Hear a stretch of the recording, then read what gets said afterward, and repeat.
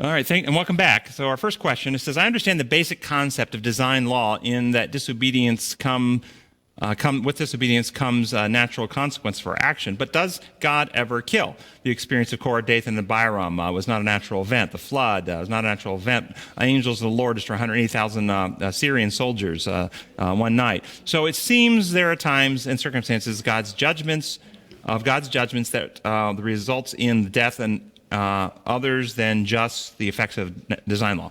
So if God is love, there must be some times in divine judgment that includes a reason for killing or taking life. Am I wrong? So this is a very common question that people ask all the time, and there are multiple underlying assumptions that cause the confusion. You clear the assumptions, then the confusion clears. First assumption is that first and second death are the same.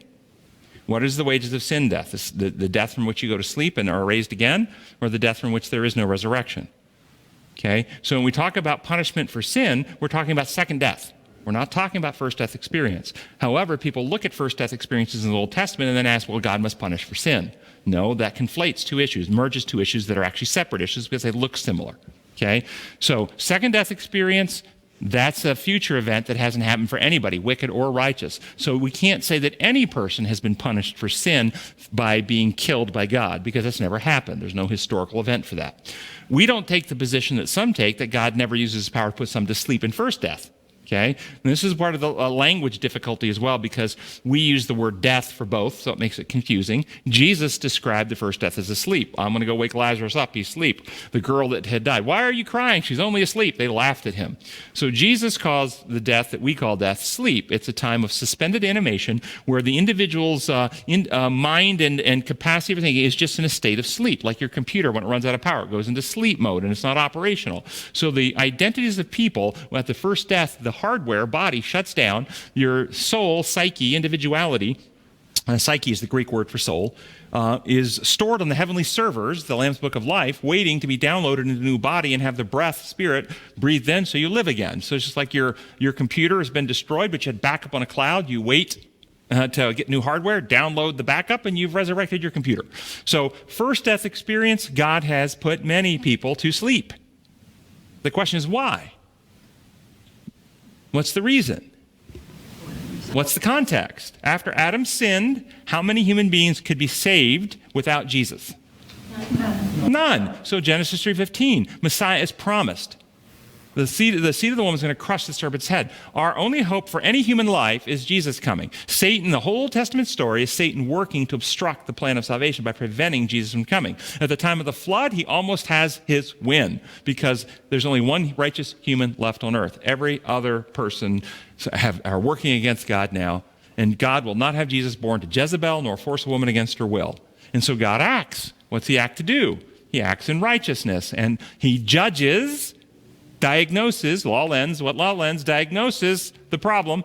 His love for humanity, I will act, put these people to sleep, keep open avenue for Messiah, or else no human can be saved.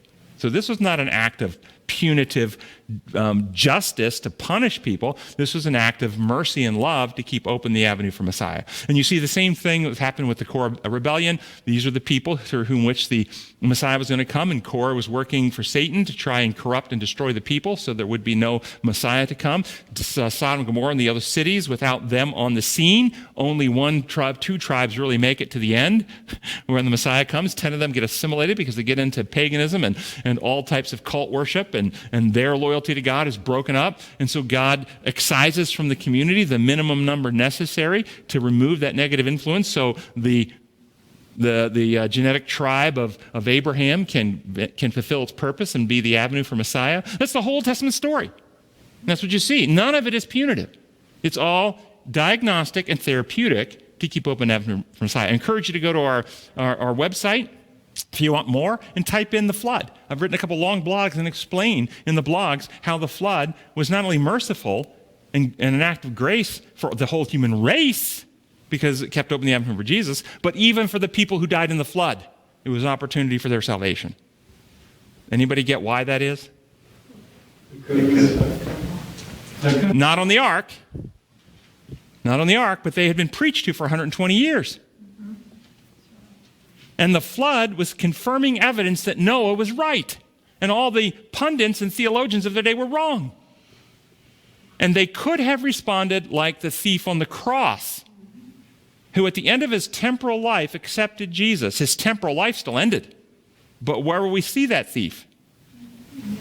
We have no idea if any of those people who saw the rains come down and the flood said, you know what? And they fell on their knees and confessed and asked God to forgive them. We have no idea. That was an act of mercy for them. Ananias Sapphira. Yeah, what about, I've just written a blog on that. I've written a blog. Just type in Ananias on our website and read about it, okay? So next question. Why were